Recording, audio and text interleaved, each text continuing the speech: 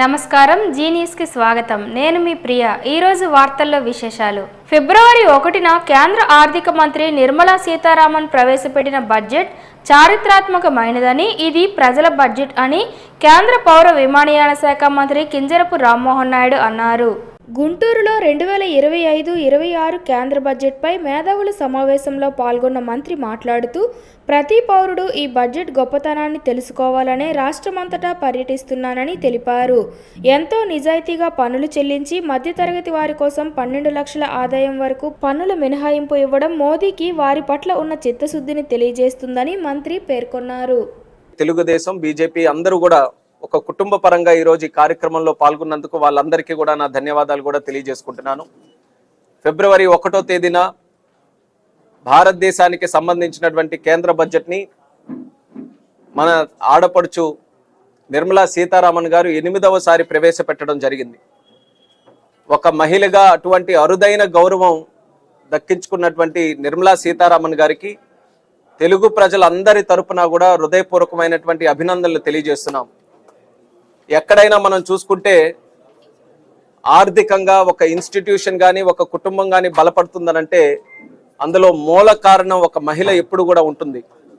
దాన్ని గుర్తించి మన ప్రధానమంత్రి గారు నరేంద్ర మోదీ గారు భారతదేశం తాలూకా ఆర్థిక వ్యవస్థను ఒక మహిళ చేతుల్లో ఉంటే అది ఖచ్చితంగా ఒక మంచి ఫలితాలకి దారితీస్తుందనే ఆలోచనతో నిర్మలా సీతారామన్ గారికి ఆ అవకాశం ఇచ్చిన తర్వాత సుమారు 8 సార్లు కంటిన్యూస్గా బడ్జెట్ ప్రవేశపెట్టి ఒక అరుదైనటువంటి రికార్డు కూడా ఆవిడ స్థాపించారు. దానితో పాటు ఈరోజు ఈ బడ్జెట్ని తీసుకుంటే 140 కోట్ల మంది భారతీయుల తాలూకా ఆశలను కానీ ఆశయాలను కానీ నిజం చేసే విధంగా ఈ యొక్క బడ్జెట్ ప్రతి ఒక్కరికి కూడా సహకరించే విధంగా నడుస్తుంది.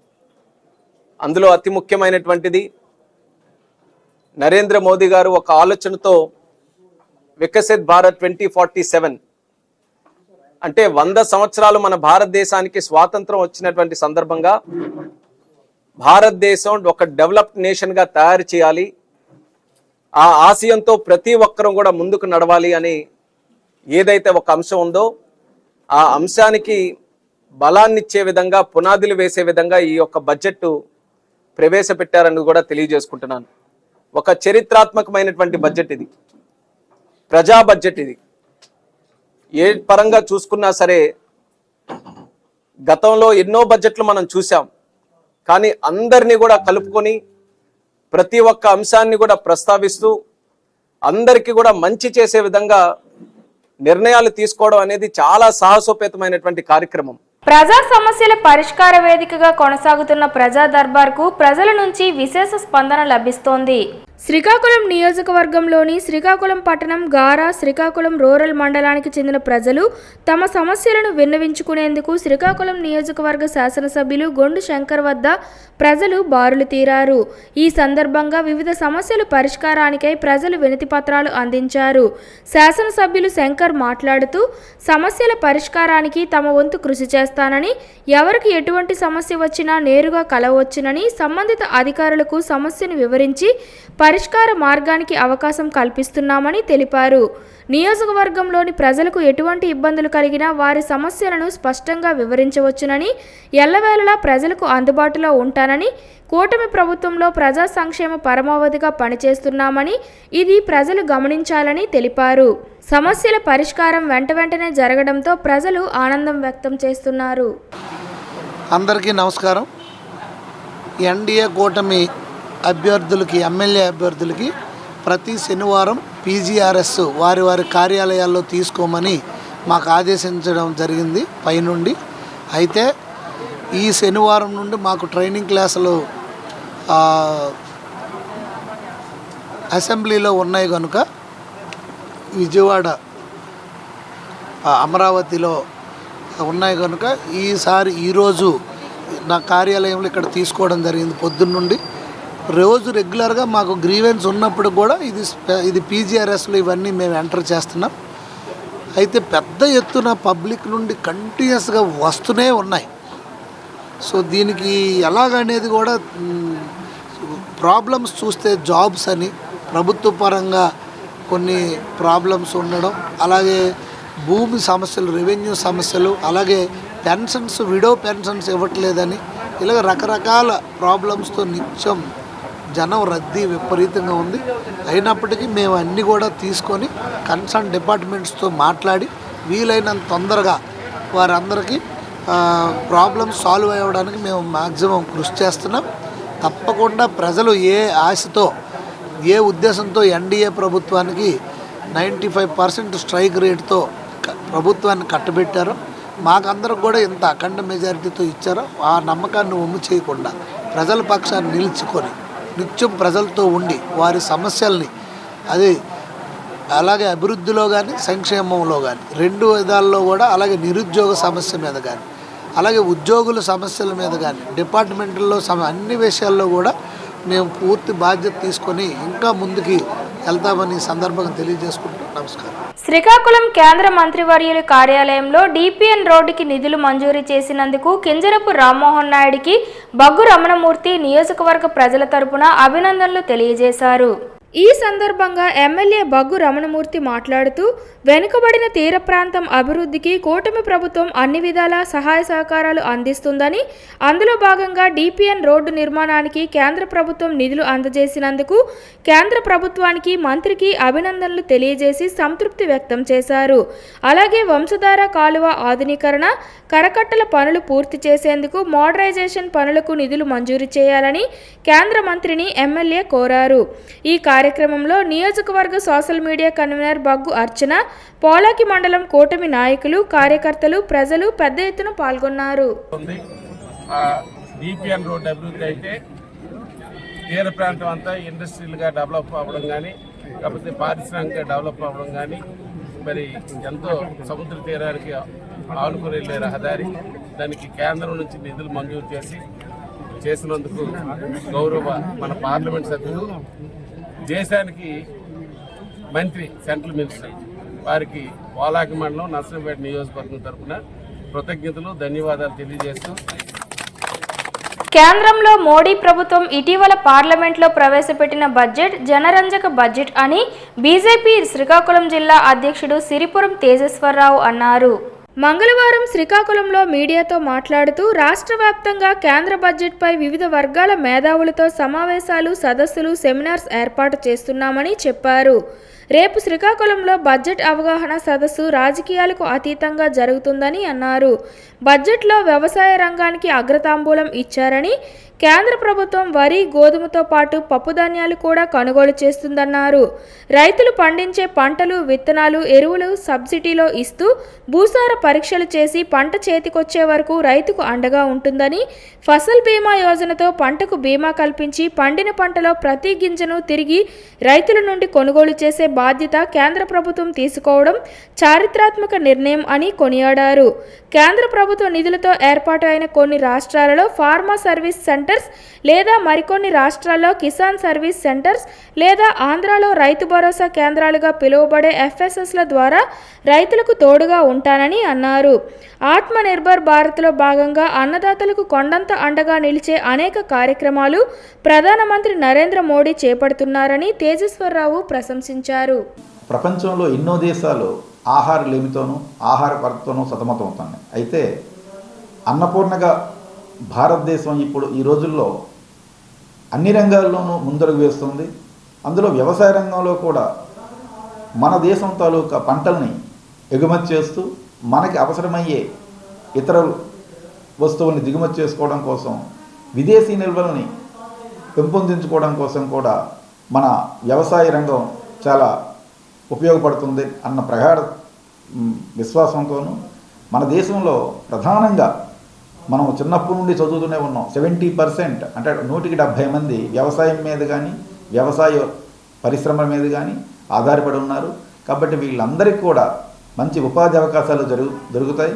అలాగే వ్యవసాయ ఉత్పత్తులు పెరిగిన తర్వాత మన దేశం నుండి ఆహార ధాన్యాలు ఎక్స్పోర్ట్ చేయడానికి చాలా అవకాశం ఉంటుంది. కాబట్టి తద్వారా విదేశీ నిల్వలు కూడా మన దగ్గర పుంజుకోవడానికి అవకాశం ఉంటుంది. గ్రామీణ ప్రాంతాల్లో మూగజీవులకు ఆపద్బాంధవుల్లో ఉండే 1962 పశు వైద్య సంచార వాహనాల్లో పనిచేసే ఉద్యోగులకు హఠాత్తుగా తొలగించడం న్యాయం కాదని చిరు ఉద్యోగులు ఆవేదన వ్యక్తం చేశారు.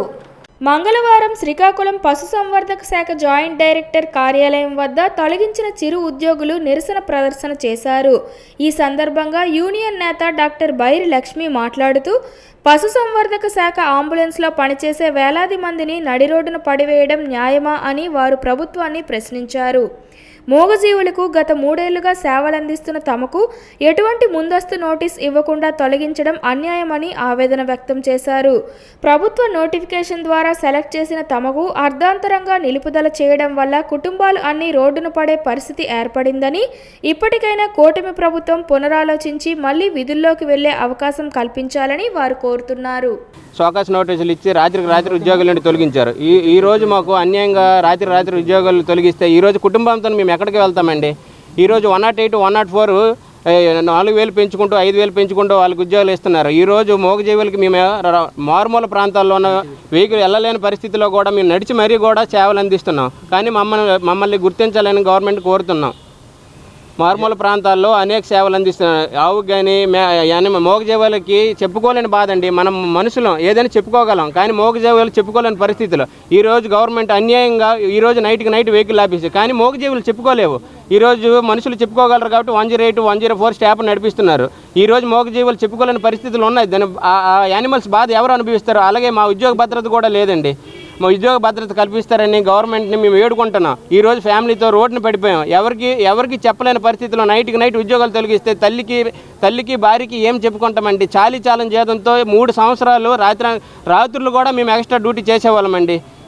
యానిమల్ దాని కష్టపడుతున్న యానిమల్ని మేము మా బాధగా మేము ఫీల్ అయ్యి యానిమల్కి ఎంతో సేవ చేయాలనే దృక్పథంతో తక్కువ శాలరీతో అయినా సరే, శాలరీ ప్రతి నెల పడకపోయినా 2 నెలకి ఎంత లేట్ అయినా సరే యానిమల్స్ జంతువులకి మేము ప్రేమగా ట్రీట్మెంట్ చేస్తున్నాం. దూర ప్రాంతాలు వెళ్ళి సేవ చేస్తున్నాం. ఒక సంకల్పంతో మాకు ఆత్మాభిమానం ఉండేదండి. ఇప్పుడు ఈరోజు మేము రోడ్డున పడే పరిస్థితి ఉంది. మమ్మల్ని ఆదుకోవాలని గవర్నమెంట్.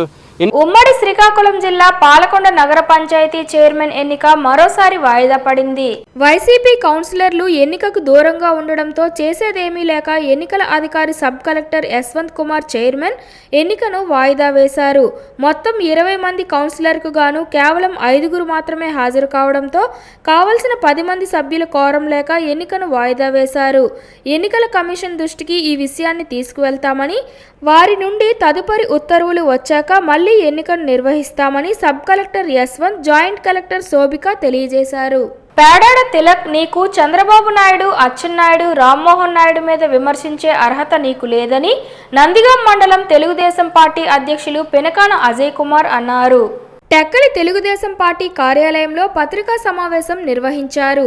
ఈ సందర్భంగా ఆయన మాట్లాడుతూ, వల్లభనేని వంశీ అక్రమ అరెస్ట్ అంటున్నావు. గత ప్రభుత్వంలో చిన్న కార్యకర్తలకి అక్రమంగా అరెస్ట్ చేసినప్పుడు నువ్వు ఏమైపోయావు అని సూటిగా ప్రశ్నించారు.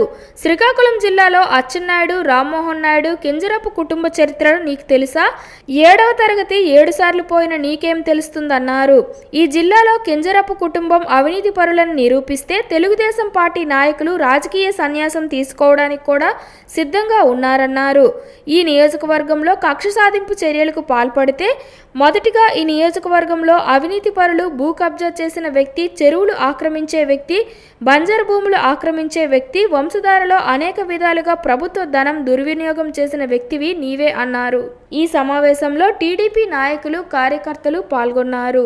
జాతీయ న్యాయ సేవాధికార సంస్థ ఆదేశానుసారంగా చైర్మన్ కమ్ జిల్లా న్యాయమూర్తి, జిల్లా న్యాయ సేవాధికార సంస్థ జునైద్ అహ్మద్ మౌలానా వారి సూచనల మేరకు కార్యదర్శి cum senior civil judge R Sanyasi Naidu, జిల్లా న్యాయ సేవాధికార సంస్థ వారు న్యాయ సేవా సదన్ నందు న్యాయ విభాగపు విద్యార్థులకు జనన, మరణ, కుల వివాహపు certificate, driving licence registration certificate, road transport మరియు ఇతర సంబంధిత పలు విషయాలను గురించి న్యాయ విభాగపు విద్యార్థులకు సూచించడం జరిగింది.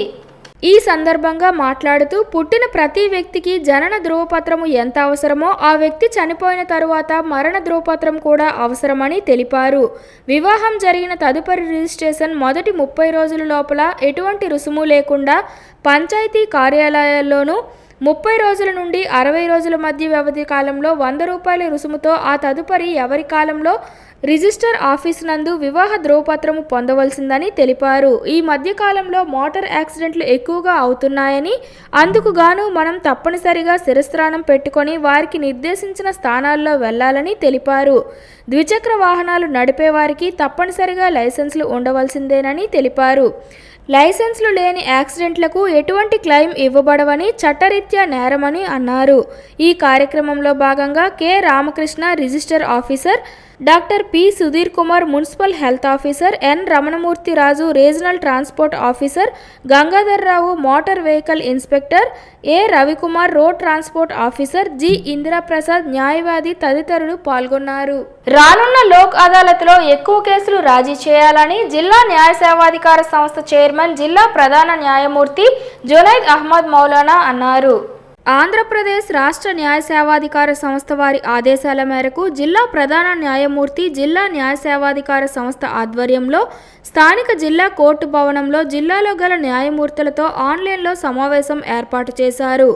వచ్చే నెల 8న నిర్వహించనున్న లోక్ అదాలత్లో ఎక్కువ కేసులు రాజీ చేయాలని ఈ సందర్భంగా జునైద్ అహ్మద్ మౌలానా సూచించారు. జిల్లాలో కోర్టు ఆవరణలో గల జిల్లా బార్ అసోసియేషన్లో న్యాయవాదులతో రాజీ పడదగ క్రిమినల్, సివిల్ కేసులను ముందుగా జాతీయ లోక్ అదాలత్ రెఫర్ చేసి వాటిని సెటిల్ చేయాలని కోరారు. కార్యక్రమంలో జిల్లా జడ్జిలు పి భాస్కర్ రావు, వివేక్ ఆనంద్ శ్రీనివాస్, ఎస్ఎం ఫణికుమార్, జిల్లా కార్యదర్శి న్యాయ సేవాధికార సంస్థ ఆర్ సన్యాసి నాయుడు, గేదెల వాసుదేవరావు, ఎం అన్నం నాయుడు, వై ప్రసన్న కుమార్ న్యాయవాదులు పాల్గొన్నారు. శాస్త్రీయ సమాజ నిర్మాణం కోసం కృషి చేస్తూ అధ్యాపక ఉపాధ్యాయ సంఘాలు బలపరుస్తున్న ప్రోగ్రెసివ్ డెమోక్రటిక్ ఫ్రంట్ అభ్యర్థిగా ఉత్తరాంధ్ర ఉపాధ్యాయ ఎమ్మెల్సీ ఎన్నికల్లో పోటీ చేస్తున్న శ్రీమతి కె విజయగౌరి అభ్యర్థానికి ప్రజా సైన్స్ ఉద్యమ సంస్థ జ్ఞాన విజ్ఞాన వేదిక సంపూర్ణ మద్దతు తెలియజేస్తుందని, ఆమె విజయానికి జన జ్ఞాన విజ్ఞాన వేదిక కృషి చేస్తుందని జన విజ్ఞాన వేదిక వ్యవస్థాపక ప్రధాన కార్యదర్శి, పూర్వ ఎమ్మెల్సీ మరియు progressive democratic front floor leader V Balasubrahmanyam తెలిపారు. జన విజ్ఞాన వేదిక పూర్వ రాష్ట్ర ప్రధాన కార్యదర్శి గొంటి మురళీధర్ జిల్లాల నాయకత్వాలతో ఉత్తరాంధ్ర జిల్లాలో కళాశాలను పర్యటించి విజయగౌరి గెలుపు కోసం కృషి చేస్తున్నట్లు తెలిపారు. అధ్యాపకులు, ఉపాధ్యాయులు, సైన్స్ ఉద్యమ అభిమానులు విజయగౌరి గెలుపు కోసం కృషి చేయాలని పిలుపునిచ్చారు. శ్రీకాకుళంలోని యూటీయూ భవనంలో ప్రెస్ మీడియాను ఉద్దేశించి వారు మాట్లాడారు. వారితో పాటు జన విజ్ఞాన వేదిక పూర్వ రాష్ట్ర ప్రధాన కార్యదర్శి గొంటి మురళీధర్, రాష్ట్ర కార్యదర్శి గొంటి గిరిధర్లు పాల్గొన్నారు. సంపూర్ణ అక్షరాస్యత కార్యక్రమం చేపట్టినప్పుడు నిండు గర్భవతిగా ఉండి కూడా రోజు రాత్రులు 10 గంటల దాకా ఇల్లు తిరిగి వయోజన విద్య వరకు ఆ రోజు కృషి చేసినటువంటి దృశ్యం ఇప్పటికీ నా కళ్ళ ముందర కనిపిస్తాం. అలాగే కుటుంబం మొత్తం ఒక శాస్త్రీయమైన సామాన్య కొరకు, సైన్స్ ప్రచారం కొరకు, సామాజిక న్యాయం కొరకు కృషి చేయడంతో పాటు ఉపాధ్యాయ ఉద్యమాలతో కనవేసుకునే జీవితం అంతా గడిపారు. అలాంటి వ్యక్తి మొదటిసారిగా ఒక మహిళగా ఉత్తరాంధ్ర నుంచి వీడియో పక్షాన ఎమ్మెల్సీగా పోటీ చేయడం చాలా సంతోషంగా ఉంది.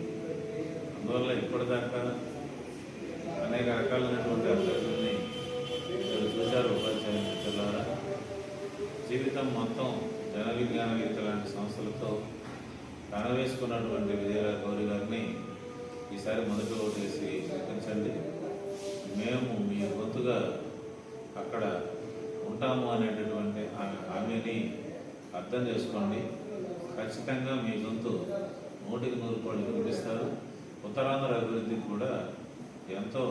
మా ప్రభుత్వం వస్తే మెగా డిఎస్సితో ప్రభుత్వ పాఠశాలల్లో ఖాళీలను భర్తీ చేస్తామని చెప్పిన కూటమి ప్రభుత్వం ఎన్నికల హామీ ఏమైందని అఖిల భారత యువజన సమైక్య రాష్ట్ర అధ్యక్షులు మొజ్జడ యుగంధర్, జిల్లా అధ్యక్ష కార్యదర్శులు బొత్స సంతోష్, కొన్న శ్రీనివాసరావులు ప్రశ్నించారు.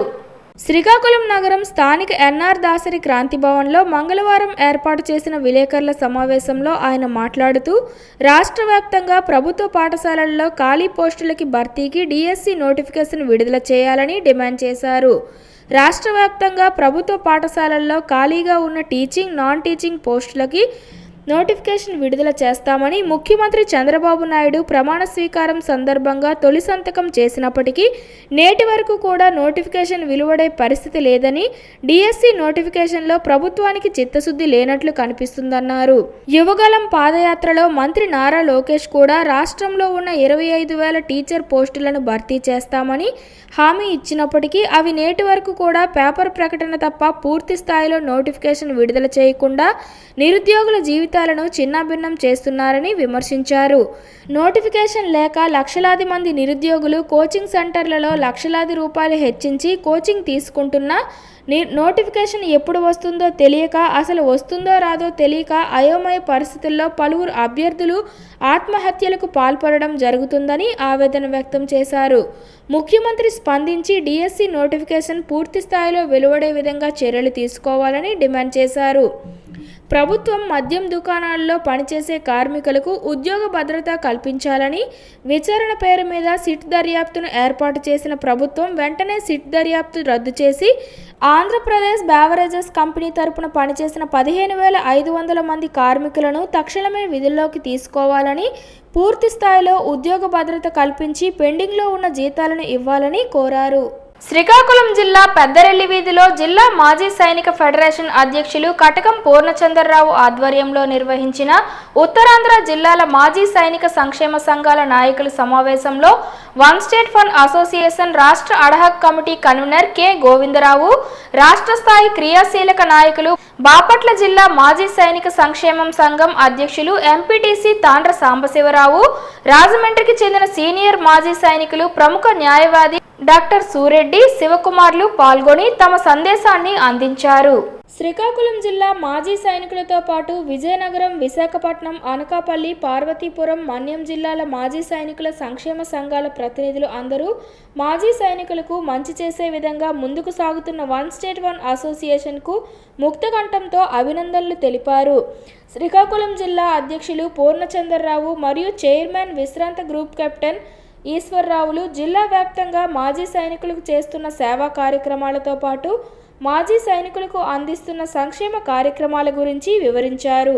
వన్ స్టేట్ వన్ అసోసియేషన్ తరపున ముఖ్య ఆహ్వానితులుగా పాల్గొన్న కె గోవిందరావు, తాండ్ర సాంబశివరావు, శివకుమార్లు వన్ స్టేట్ వన్ అసోసియేషన్ యొక్క ముఖ్యమైన ఉద్దేశం ప్రతి మాజీ సైనికుడికి మరియు మాజీ సైనికుల కుటుంబ సభ్యులకు అండగా ఉండడానికే కాకుండా ప్రతి సంక్షేమాన్ని మాజీ సైనికుడికి చేరే విధంగా అలుపెరగని పోరాటం చేయడం కోసమేనని వివరించగా సభ్యులందరూ కరతాళ ధ్వనులతో తమ అభినందనలు తెలియజేయడం విశేషం.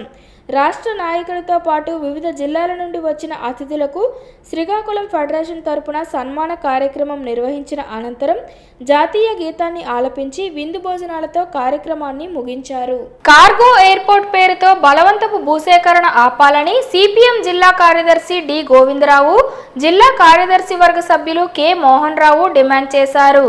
ఈ సందర్భంగా వారు మాట్లాడుతూ తరతరాలుగా జీవనం సాగిస్తున్న ప్రజల ఆస్తులను బలవంతంగా కార్పొరేట్ కంపెనీలకు కట్టబెట్టి ప్రజలను నిరాశ్రయులు చేయడం అభివృద్ధి ఎలా అవుతుందని కేంద్ర పౌర విమానయాన శాఖ మంత్రి కింజరపు రామ్మోహన్ నాయుడు ప్రజలకు సమాధానం చెప్పాలని డిమాండ్ చేశారు. అభివృద్ధి ముసుగులో కేంద్ర రాష్ట్ర ప్రభుత్వాలు సముద్ర తీర ప్రాంతాన్ని కార్పొరేట్ల కంపెనీలకు కట్టబెట్టడానికి పూనుకుంటున్నాయని వారు విమర్శించారు. ప్రజల ఆస్తులను కార్పొరేట్ కంపెనీ ఆస్తులుగా మార్చితే సహించేదే లేదని వారు అన్నారు. మూలపేట పోర్టుకు కేటాయించిన 2,279 ఎకరాల్లో కార్గో ఎయిర్పోర్ట్కి 300 ఎకరాలు కేటాయిస్తే ఎటువంటి భూసేకరణ అవసరం లేదని వారు అన్నారు. మందస రైస్ మిల్ కార్మికుల సమ్మెకు సిపిఎం పార్టీ సంపూర్ణ మద్దతుగా ఉంటుందని వారన్నారు. గత 8 రోజులుగా సమ్మె చేస్తున్న రైస్ మిల్ వర్కర్స్ యూనియన్ నాయకులు, సిపిఎం నాయకులు కలిసి సమస్యలు వివరించారు. ఈ సందర్భంగా వారు మాట్లాడుతూ రైస్ మిల్ కార్మికులకు కనీస వేతనాలు, పిఎఫ్, ఈఎస్ఐ అదనపు పనికి వేతనాలు చెల్లించాలని వారు డిమాండ్ చేశారు. జాయింట్ కమిషనర్ ఆఫ్ లేబర్ వెంటనే జోక్యం చేసుకొని రైస్ మిల్ కార్మికుల షార్ట్ ఆఫ్ డిమాండ్స్ వెంటనే పరిష్కరించాలని వారు డిమాండ్ చేశారు. ఉమ్మడి శ్రీకాకుళం జిల్లా Palakonda electric city sub division కార్యాలయం వద్ద కేవీపీఎస్ సిఐటియు ఆధ్వర్యంలో నిరసన కార్యక్రమం నిర్వహించారు. ఈ సందర్భంగా రైతు సంఘం జిల్లా అధ్యక్షులు ఎం కృష్ణమూర్తి, సిఐటియు జిల్లా అధ్యక్షులు దావాల రమణారావు మాట్లాడుతూ రాష్ట్ర ప్రభుత్వం గత 5 ఏళ్లుగా ఉచిత కరెంటు ఇచ్చి ఇప్పుడు వేలకు వేలు కట్టమంటారా? మా ఎస్సీ ఎస్టీ సప్లాన్ నిధులు మింగేసి మోడీతో కలిసి ఎస్సీ ఎస్టీ ప్రజలను దోపిడీ చేస్తావా బాబు? ఎస్సీ ఎస్టీ కుటుంబాలకి 200 యూనిట్ల వరకు విద్యుత్ ఉచితంగా ఇచ్చిందన్నారు. ఇప్పుడు 5 ఏళ్లు మొత్తం వేలాది రూపాయలు కట్టమనడం అన్యాయమే కాదు, దుర్మార్గం కూడా అని అన్నారు. కట్టలేని వారి ఇండ్లకు కరెంటు నిలుపుదల చేసి అమానుషంగా వ్యవహరిస్తోందని అన్నారు. ఉచిత విద్యుత్ ఎస్సీ ఎస్టీ కుటుంబాలకు కొనసాగించాలని, ఇప్పటికే వసూలు చేసిన డబ్బులను ఆయా కుటుంబాలకు వాపస్ చేయాలని, విద్యుత్ నిలుపుదల చేసిన కుటుంబాలకు లైన్లను తక్షణమే పునరుద్ధరించాలని, విద్యుత్ భారాలు మోపే విద్యుత్ ట్రూ ఆఫ్ ఛార్జీలు రద్దు చేయాలని డిమాండ్ చేశారు. అనంతరం సమస్యతో కూడిన వినతి పత్రాన్ని సబ్ డివిజన్ అధికారికి అందజేశారు. సబ్ డివిజన్ అధికారి మాట్లాడుతూ 200 యూనిట్ల లోపల ఉన్న వారందరికీ ఉచిత విద్యుత్ కొనసాగిస్తామని, తప్పుడు బిల్లులు ఏమైనా వచ్చి ఉంటే సరిచేస్తామని హామీ ఇచ్చారు. అమానవీయం. చిన్న పిల్లలు ఉంటున్నారు.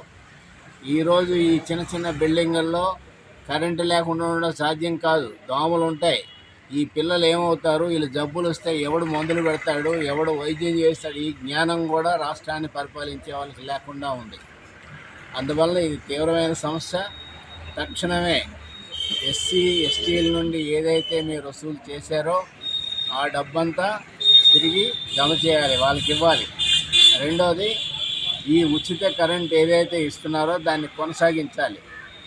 సరే, కొనసాగించడం మాట ఎలాగున్నా ఇంతవరకు వాడుకున్న కరెంటుకి మీరు బిల్లు వసూలు చేయడానికి వీల్లేదు.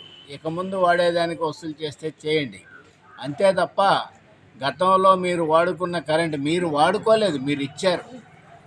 మీరు బిల్లు కట్టొద్దు అన్నారు, బిల్లు వసూలు చేయలేదు, నేరం మీది.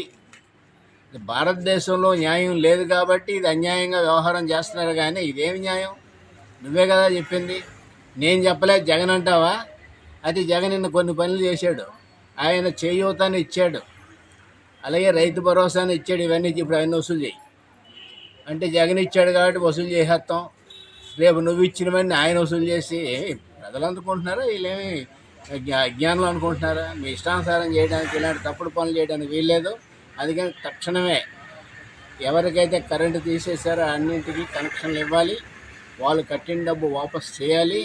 శ్రీకాకుళం జిల్లా పలాస కాశీబుగ్గ మున్సిపాలిటీలో గల కేటీ రోడ్డు నందు గల ఓ బట్టల షాప్ షోరూం వద్ద పార్క్ చేసి ఉన్న పల్సర్ బైక్ లో నాగుపాము చొరబడింది. ఇది గమనించిన ఓ వ్యక్తి పని ముగించుకొని తన బైక్ దగ్గరికి వచ్చిన వాహనదారునితో చెప్పడంతో ఒక్కసారిగా భయభ్రాంతులకు గురయ్యాడు. స్థానికులు పామును బైక్ నుండి బయటకు పంపగా తిరిగి పక్కనే ఉన్న మరో బైక్లో ప్రవేశించింది. ఇలా పక్కపక్కనే ఉన్న 3-4 బైక్లో దూరి ముప్పు తిప్పులు పెట్టింది. ఒకవైపు మాడు పగిలే ఎండ, మరోవైపు నాగుపాము కలకలంతో అక్కడున్న జనాలు హడలిపోయారు. చివరకు ఆ నాగుపాము సమీప పొదల్లోకి జారుకోవడంతో అంతా ఊపిరి పీల్చుకున్నారు. మందస మండలం ముకుందపురం గ్రామ సమీపంలో మంగళవారం తెల్లవారుజామున జరిగిన రోడ్డు ప్రమాదంలో మందసకు చెందిన వికలాంగుడు తామాడ జయరాం మృతి చెందాడు.